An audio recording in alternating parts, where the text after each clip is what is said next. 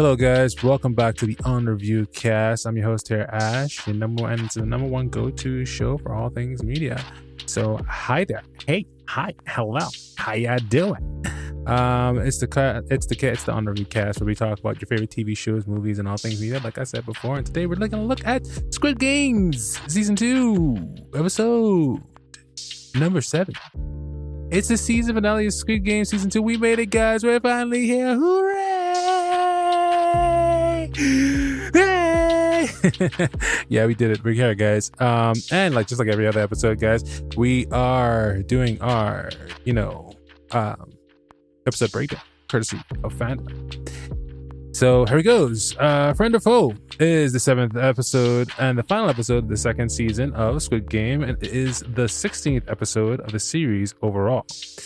Synopsis: the remaining players strategize on how to survive the night. Gion proposes a risky plan, but he will need trustworthy allies to carry it out. Ooh, intriguing. So I read off the bat, honestly, that from that synopsis, what the fuck? What the fuck, Gion? What the fuck? And going really and knowing what I know now and seeing, knowing what has happened and going on with the OnReviewCast, this is on review, we know what happens in the story. That risky plan, thinking back on it now and knowing we're gonna go through the episode, we're gonna break it down like we usually do in these episodes and go pick it apart step by step. But I just gotta jump on in here and first say, like, what the fuck? What the fuck? It's crazy. It's crazy. In hindsight is really 2020, huh? I mean, in hindsight, like if we know, because I guess when I first watched it and it was first received to me, we're not really getting into this, but I just want to say, like, first of all, when it's first received to me, that idea of them, this plan, I already thought that it was a bad take. I already thought that it was a bad move, bad move, just bad move. Bad move overall. Bad move on all sides, and I just, something told me that by the end of it, it's not gonna end up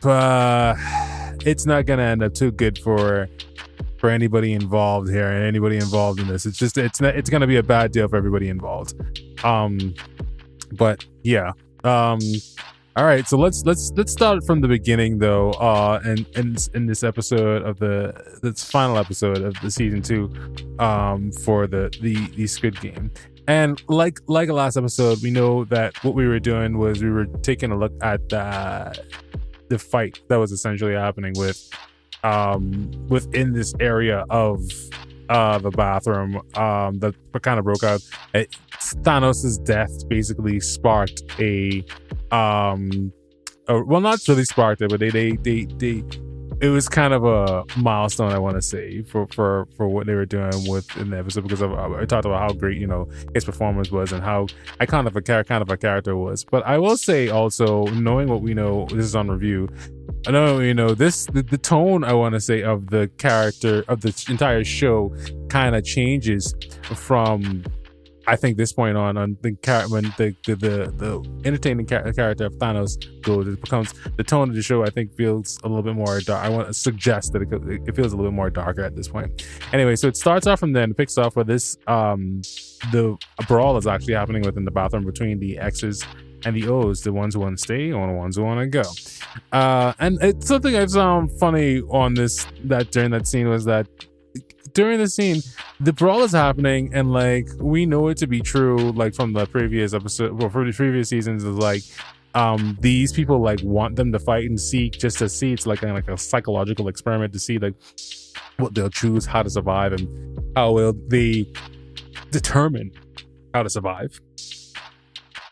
Sorry about that. Yeah, and how will they determine essentially how to survive and deciding how to survive, and like that's like experiment to them. But like it's just so weird to see, like, because the episode, the cold open is basically them fighting within the bathroom, and the two guards are just like there at their leisure, not doing anything, almost like predictability, like that they know that this is gonna do. This is another like contrast from them, I think, in a way that they're all children, we're all just children on this planet. They're just children on this planet, because sometimes parents just kind of like leave them to tire themselves up, and they kind of like, the parents are always like 2 steps ahead, especially like with the idea of like kind of like these like kids games kind of thing, right? So yeah. So anyway, let's going on and continuing with the episode. The episode literally starts out, and they're having the results from this brawl, and these motherfuckers are coming, like emerging. Well, before that, they just hear like the numbers being called out: X, Y, and Z, X, this number, and this number, and this number, and this number as being eliminated, and everybody's just like looking around, like, what the fuck is happening? Appropriately so, until Thanos' little minions emerges from the bathroom, along with the other, ripped up O's and the battered and torn X's and O's, and they were like, oh, these motherfuckers are trying to kill us and trying to so they could sway and change the votes, and we basically survived it and all and all this other stuff. And then of course they have the old addictive uncle, this fucking annoying ass old man. Let's count up and see like how much people who survived on our team. Let's count them up and let's see how much that brawl really affected the vote. How much it actually swayed the vote. And like in kind, the X's kind of like do the same thing. They all want to gather one another and gather themselves up so they can count how much of them has basically survived this fucking attack. And I guess it's a kind of an important kind of thing, because they are trying to focus to get out of the situation. So don't really like knock them too hard on, or are knocking them too hard for that. But it's just the fact that like they just, I guess I'm more or less blaming the O side of it. They're so focused on this fucking money that like they're just like, oh well, how much of those guys did you get? How much of those guys did you get? So how much more money to have a boost of that money that we are gonna get? Anyway, so we haven't talked about this in a while, but the B storyline of this actual activity that's been happening with the rescue team that's supposed to be coming to save Sung Yeon. They have a scene where in this actually that I want to talk about real quick, where the sailor man that's traveling with the detective finds the drone that they had decided to take out to spy on the different islands, and it's in the middle of the storm, and he's found the drone operators found him contemporarying with this device now, and I don't know if it's just like the voice acting for not knocking anybody's voice acting on any kind of shows, but like I'm just wondering, I think it's more not voice acting, it's just a translation. I wonder if it's a translation, but like the way that he is caught, he's just like, I was just like the fucking most horrible liar that you could probably think. It was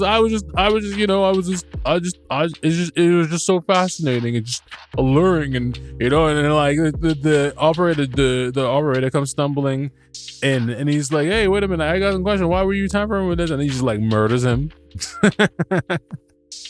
He just murders him. That's exactly what happens as he's basically caught. And he just takes out, I'm pretty sure like it's a knife or screwdriver or whatever, as he's trying to like walk away and be like, oh no, don't worry about it, you're just seeing things.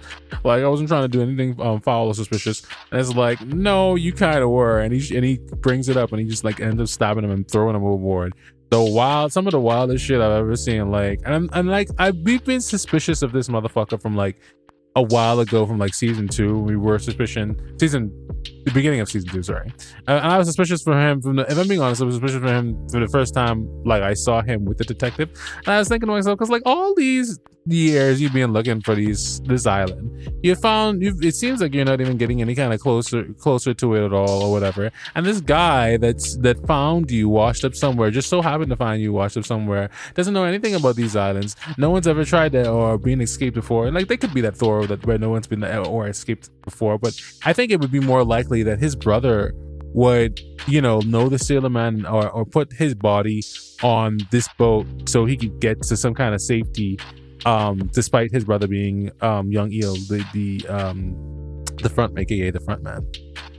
So anyway, getting back to it, they count up these votes and they realize that they owes are actually at a disadvantage, and the X's have the advantage. So next time, most likely when they vote, they'll have a better chance of them, essentially escaping. Everybody's all crowding around, like they seem so excited, they get so giddy, thinking that yes, we're gonna get out of here, $300 million, all this other stuff, and like they're so happy and this stuff, and but at the same time, it's like no, that's not what's gonna happen. And we all know it's not gonna happen because, like, well, first of all, it's the final season finale of Squid Games, and it's kind of like, I guess if they had done that, if they had let everybody go home, entertainment wise, wouldn't have been very interesting, right? Okay, cool.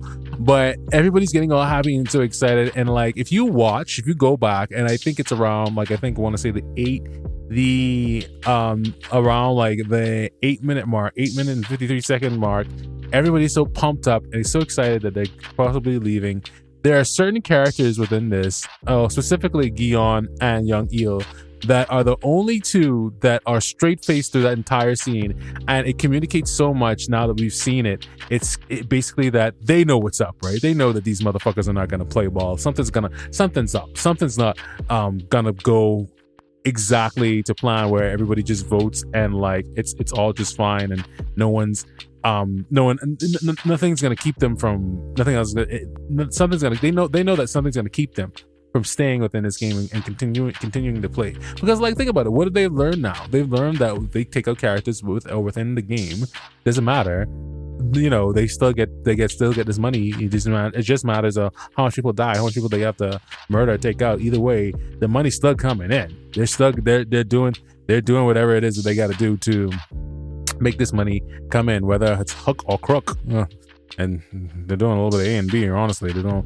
Anything basically goes. They've learned this now. Why would they stop the games in any kind of way? And the announcer announces that the special temporary game will begin soon. So all of this is like coordinated, and they know how the certain people within this game, they've been doing this for a number of years, long enough to know that how the people that are going to think and how they're going to react, and we see it actually, how in control they essentially are. And of course, like clockwork, they announced that the lights are going to go out. It's going to be time for bed in the next 30 to 20 minutes. And the O's and the X's are all getting together, and Deho, accurately denotes that like the O's over there, the ones that want to stay, are looking very mighty suspicious. And Gion gathers a group of strong, reliable individuals, basically aka the main cast, to divulge essentially what is going to happen once the lights go up. Because again, we've seen this before. He's been there before, where they are going to try to kill them when the lights go out, and he explains this to them. And I mean, again, like, they just found out that they can eliminate players. It doesn't really matter, and they have weapons. They have not the forks now. They're going to try to murder those people in the under the cover of darkness. And like, realistically, like, why wouldn't they are all willing to murder anybody or see anybody be murdered in these games anyway, so it doesn't really matter. And this is when they have the discussion about getting out of here and taking it to the man and fighting back and you know what I mean. It's like, but at the same time, even as you it's this plan that I was talking about at the beginning. It's this same plan, this same idiotic plan. Even as you hear this, you like, it's like, it's a bunch of shit. It's a bunch of bullshit. Gion hatches this plan as to where they want to take over, take advantage of the chaos in the situation, where they wait under their beds, where they know that the O's are going to attack because he's done this before, and he waits under the beds, with him in a small group, so they can avoid attack. And then when they come in, the individuals come in to essentially stop all this crazy madness that's going on. When they come in to stop all this crazy madness, they were gonna pretend to be dead, and that's when they're gonna take the guards' guns and fight back and make sure that this game never happens again. And I'm just like, dude, I don't think he's so naive. He's the scope of the depth of his ignorance, the fucking depth of his ignorance and inability to see how fucking out of his depth he really is. That's what's so funny about this. Yeah, here is. I know. I said that in a very cartoonish kind of way. And it's the fucking depth. I got that from it was a Space Coast thing. What are the depths of your fucking interests do you want now? That was the Space Coast promotional thing. Anyway, it's true though. He doesn't really know what he's really getting himself into, and it's like, guy, like. Think about this, right? There's this illegal game that's been happening for over 2 years where people live or they die and they play these children. Think about if you just fucking heard this from someone, right? You would think you first heard it that they're fucking crazy. No one would believe you. And if they did believe you, don't you think that these people really running the show, who's really running the show or in charge, have so much fucking money to keep people quiet? Keep people quiet? Who have the ability to perform either surgery or whatever on people to chip people safely and to have all these resources? Don't you think that they have some kind of or to even give this amount of money away? Don't you think that they have some kind of mega wealth that basically will protect them in a certain kind of way that even if you kill either the main guy or you kill the front man or you kill all the individuals that are actually playing the game will probably still continue because they have like a network of wealth and connections that's illegally happening to continue these actions in earnest. They've been able to feed these people, house these people, clothe these people, come up with these elaborate games, come up with these elaborate construction structures. They've been talking about some serious fucking money here for the people who are coordinating this fucking shit. And he's just thinking like, oh yeah, one rebel knight is gonna fix everything. It's gonna stop all the games. The depth of your fucking ignorance, Sung Gi-on. My God, goodness me, oh my. It's a suicide mission. And when it actually goes down, a lot of these individuals who are, he asked some people to join, we'll get in depth more into it a little bit later, but he asked some people to join him. And like, I mean, like the ones that I want to believe that the ones that stay are smart enough to understand that like, yeah, fuck, dude. Like, you're way out of your. It's like you're expecting to go into a pool, but when it's really a fucking oceans deep. Like you're out of your depth, bro. But he convinces these motherfuckers to, join him and be with him in this plan. And I want to, give an alternative and talk to see what you guys think about this as well. Because I had actually forgotten it, but when I watched it on first watch, the alternative to this was opposed to Gi-on's plan, because opposed to Gi-on's revenge blinded plan was to attack the O's first, kill them, and win the vote of the X's in turn. And I guess this would have been like a gamble too, but at least this way they would have been more in control.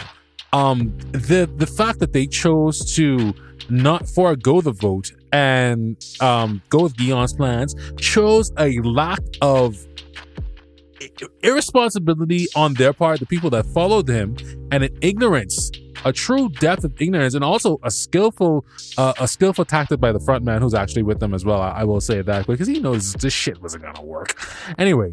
But it shows the depth of and willful sheeple people that they are to not see that this is a pretty fucking bad idea. They're on an island. They don't even know what it is. I'm sorry guys. I'm just getting really, really hyped about this because like, how stupid was that? Really? Right? How fucking dumb was that? Why would you? Anyway, so he's just one guy. He thinks he can stop this, and he knows his backup is coming. At least wait for your backup to make your move. Like, I don't know. I'm just thinking that this is really, really dumb. And I think that what he should have done was warn the other X's that, hey, they're going to attack, and then come up with a kind of a strategy to be like, yes, they're going to fucking attack, but like, and we might lose some people, but like, let's come up with a strategy to mitigate the amount of losses on our sides and actually turn the tables and go on the offensive and kill them so we can win the vote tomorrow and get the fuck out of here. But he's so blinded by revenge. And I feel like his one ambition to be like, let's just stop these games forever. And he's not thinking on a fucking grander scale. That's just even if he had won, that would just be the battle. That would just be the battle. Do you know what I mean? That would just be like one fucking battle that you've won. Like I said, and then we learn much later, it's a network of these fucking people doing this fucking shit. Don't you think it would be a network of these fucking people? You gotta think on a grander scale. Like he's thinking he just wants to be this hero, and like, I mean, and we'll talk about it again more in a little bit later in the episode, but he gets a fucking proper slap bottom. Yes, I said it, a proper slap bottom. Because his fucking ignorance. Anyway, let's continue on with the episode. So, rightfully so, as he predicts. It's so fucking stupid. Anyway, like he predicts, the O's prey upon the X's in attempts to murder them in their sleep and essentially take them out, so they could essentially sway the vote in the next morning's vote. And as it's as brutal as you probably imagine, as brutal as you possibly think, it's very similar to the season 1 when we saw the individuals attack during the night and trying to murder the oppositions and the opposite sides. And it's so sad because if Gi-hun had just come up with a proper strategy, they could have saved them from being murdered. But he's so, like I said before, he's so revenge driven, so blinded by the strategy of like, he's thinking he's like, oh, fighting for the greater good, but it's bullshit because he doesn't really understand the depths of which he's in. He didn't plan for this properly. He really didn't. He could have saved. He kills more people trying to be the fucking hero rather than, going through this and waiting for his supposed backup that's coming to save him and to let them know that this attack was coming. I think that, in my opinion, I'm just gonna like go off the books rails a little bit here. I know I've better be doing it, but this was a selfish, ignorant plan concocted by a man driven by revenge, and it was incorrect. People got fucked over because of it. If he'd shared that information, some more people would have essentially lived. During this brawl and during the night, we have to part ways with the girl that was with Ming-Su and Thanos, who's now gone. Like I said, the tone of the Squid Game, this whole show, I feel changes after this episode. But and after these couple of sequences, but the girl who Ming-Su was with, he in not to his fault, he did try to save her, but Thanos' little crony ends up stabbing her and murdering her because she didn't know about the attack. I thought that the attack was coming. Fucking Gi-hun, so sad. So anyway, as predicted, the Squid Game guards are waiting outside to basically essentially stop them, like they basically parent them and tell them to settle down after they're all tired out and murdered so much of the exes have lost their lives, and now they move in and they make them move in. And I'm gonna be straight up on first watch, I was like, because this is where the Gi-hun's team is supposed to make their move and essentially take the guns back, right? I was like, they're gonna fuck this up. Some more people are gonna die somehow. This is bad. Like, right? This is gonna be a very short thing where they try to get their where they try to fight back. But no, it's a whole fucking Rambo series of like, let's fucking fight back, and it's like, it's actually pretty fucking crazy, and it works to get no spoilers, but to an extent for a while it works, and it's like, oh shit, motherfucker, like again, like it's like a fucking scene out of like Rambo or forget that other show, but anyway, out of the movie. It's the members of the Squid Game versus the guards, and it's a shootout and it's a battle, and it's so intense, it's so heated to the point where they have to tell them to fucking retreat. The guy, the main guy in the black mask with the square in his face, the underboss of the front man, basically essentially has to tell them that, hey, retreat, get out of there. They were taking such a cut ass from the players that this was basically essentially a massacre on their side once they were in there.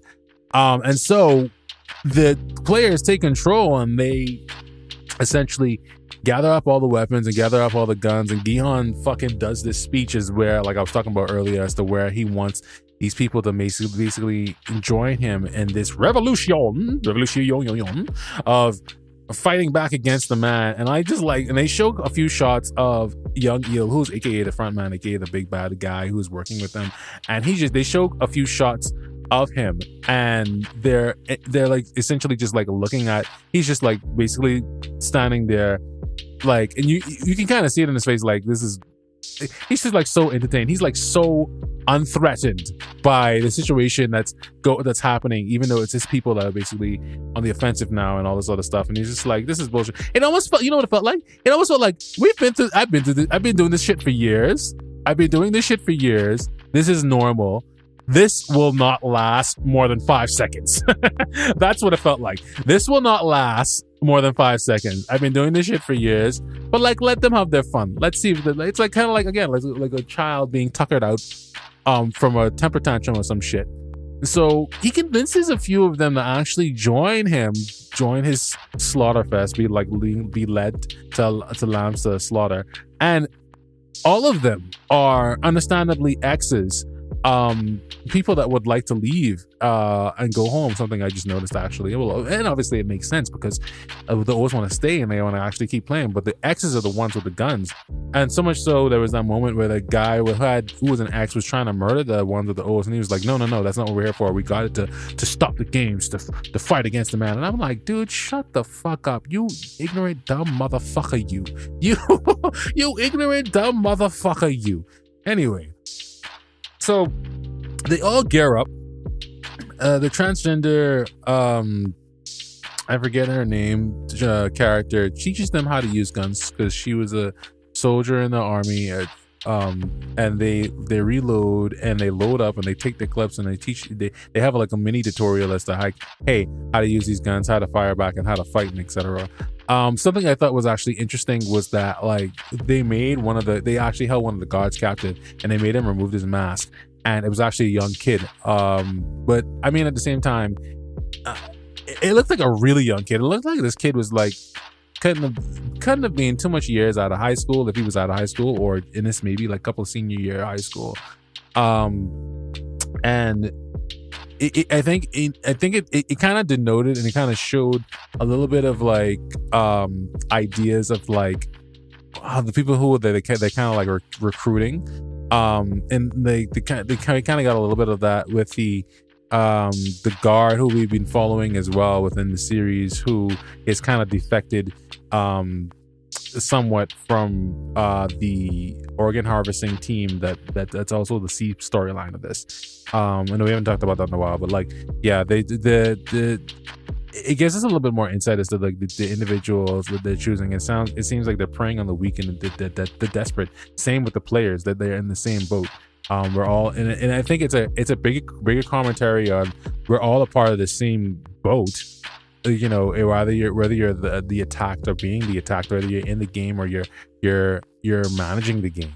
We're all in this system, this fucking, I don't know, government system or whatever you want to call it. We're all in the system, and we're all just trying to like, we're playing our roles of you know, playing this game until one of us, somebody cracks and gets a gun and starts shooting up the place and trying to take control, trying to be rebellious, and they call them, you know, terrorists or rebels or whatever it is. And I'm not promoting any of that stuff, but I'm just saying, like, it's a very reflective art piece. I can tell this show it's a wider commentary on the world. It's not just, you know, entertaining and art.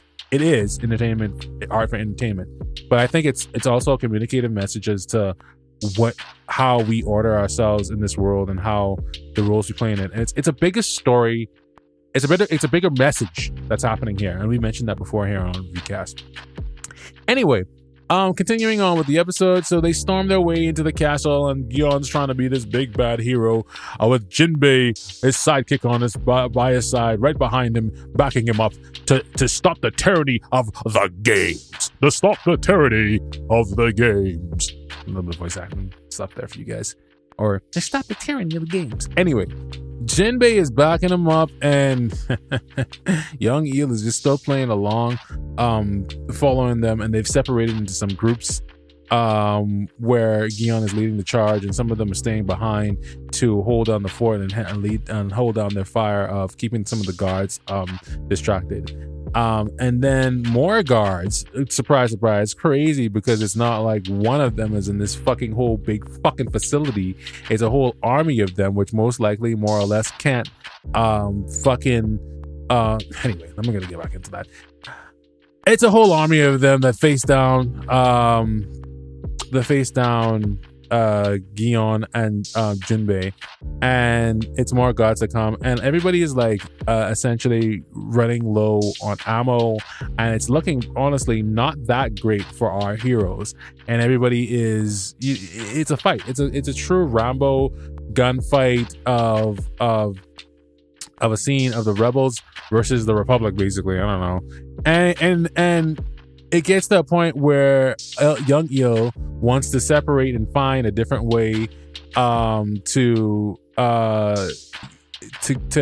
help to help Sungyeon and Junbei, because they have suppressive fire on them because they're too much guards and everybody's running out of ammo on their side as well, which is so fucking stupid. Because if you had just if you just open your eyes and see that this thing is bigger than you, you would understand that there are more guards. And this, anyway, young Eel finds a way to separate himself essentially from the main group, and saying that he's going to go help Sungyeon, and Daeho offers, this is really important, he offers to go out and get these clips, these different rounds that the essentially the guards had, the first number of guards that they had that they took out, because they didn't realize that the guards held extra clips, had extra ammo on them. So Daeho runs back to the sleeping quarters to try to get this ammo. He volunteers to do that, and as he's going back and he's seeing all the damage and destruction, you can tell he's being vastly affected by what's happening and what's been happening around him. And so he makes it all the way, actually he makes it all the way back to the facility, and he gets the son from the mother and son group to help him collect these clips, collect this ammo for this rebellion that they're doing, idiotic rebellion. Anyway, and he collects them, and eventually young Eel, aka the front man, joins up with Sungyeon and tells him that, hey, I'm here for the back, I'm going to give you guys backup. And he's actually like, okay, like, cool, take this clip. And actually the front man offers to find a different way, because there was so much guards, find a different way to hit them from behind, to try to come up with them on behind and murder them. Because there were too many of them in one direction. So again, finding a way for him to split apart from the group, and he gives him the extra ammo that he actually has. And this ammo is the same ammo that actually, sadly, which is not surprisingly, it betrays him in the end. So going back to Daeho, they cut back to Daeho, and Daeho, I guess, has the ammo now, and he's walking out of the sleeping quarters. He's going to help his friends to fight back the man until he has gunshots and ominous noises, and he gets afraid, turns chicken shit. Yeah, I said it, chicken shit. And he the fear within him just becomes unsettled. No one can say that would necessarily happen to them, and I get that, but like, I mean, like, he shit the bed on this one. I mean, like, who would have said, who would have known if Daeho had actually brought the ammo back, how these rebels would have done? Who knows? But Daeho freezes, and he's unable to communicate even back with the team. So much so that he just drops the clips, and he drops the walkie-talkie, and he just goes back into the sleeping quarters in fear of his life, thinking that he's gonna die, being the character that he essentially is. And again, like, I understand, but I think that was kind of like bullshit too. I mean, like, so the battle essentially seems desperate and lost, thanks to Daeho, and the transgender individual decides to go back for the ammo, and decides to see like what's going on with Daeho, what the fuck is happening.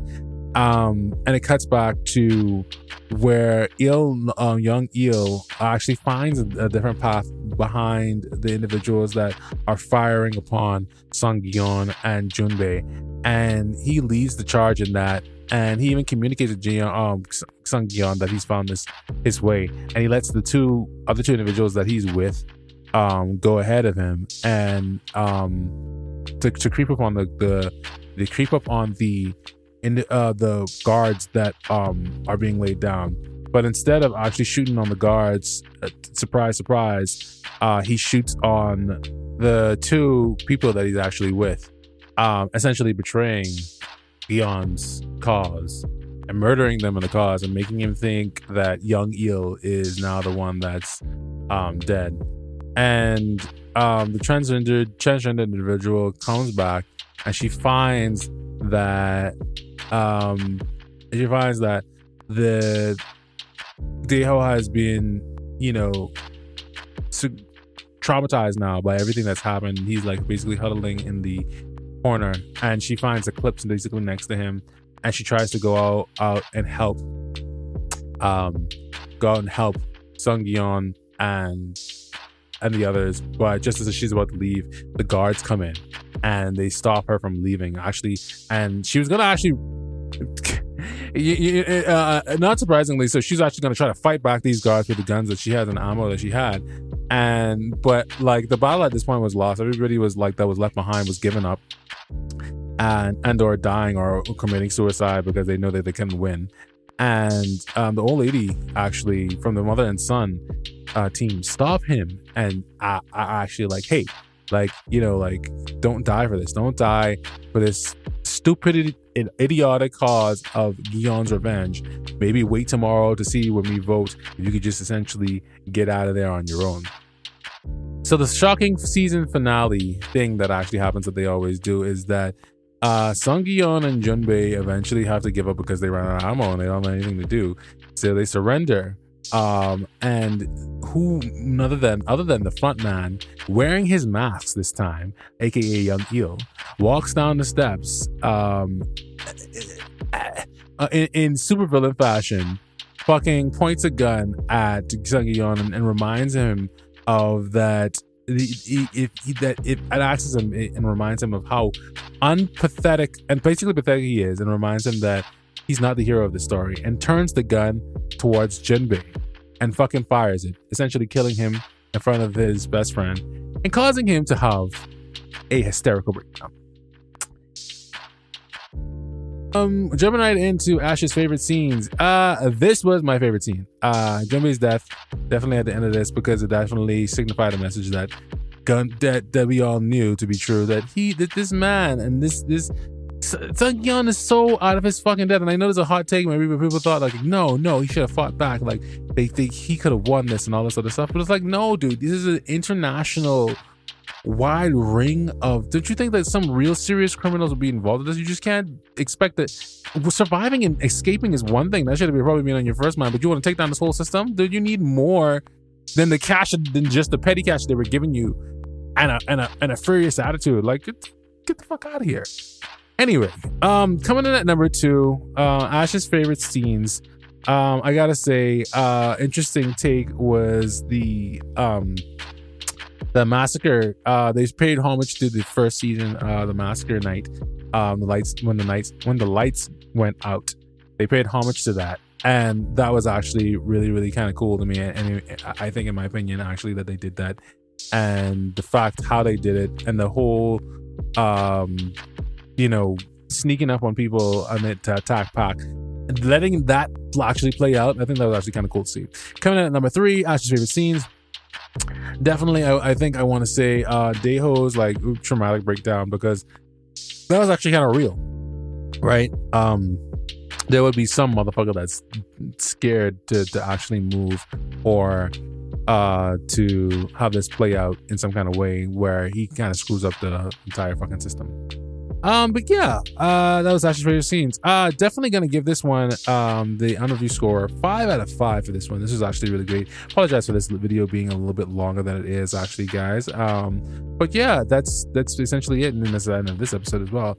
Thank you guys so much for listening. If you made it all the way to the end, I really do appreciate it. You know, and for you listening, for all of you listening out there, don't forget, you know, like I always say at the end of these, check out some of my music.